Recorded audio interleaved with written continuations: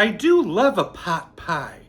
How about a Reuben pot pie? Let's give this one a try.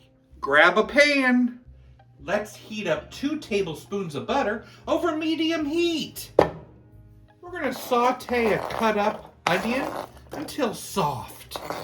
Now we'll make a roux with 2 tablespoons of flour.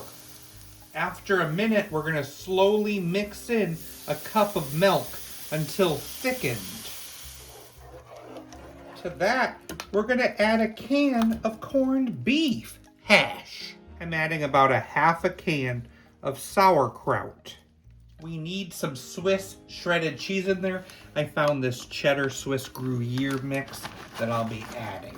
I guess about a half a bag. Some pepper and a teaspoon of mustard powder. And a couple teaspoons of Thousand Island dressing.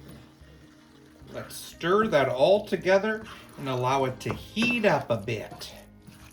Let's prep our pie pans. I got 2 of those pie crusts from the refrigerator section. We're just going to push those in the bottom to start. Let's add that filling. Let's add that top crust, and we'll cut a few slits into the top of the pie. Bake at 375 for 25 to 30 minutes. Let it sit for 5 minutes. Time for cutting. Reuben pot pie. Looks fun. And it tastes like a Reuben. It's really good.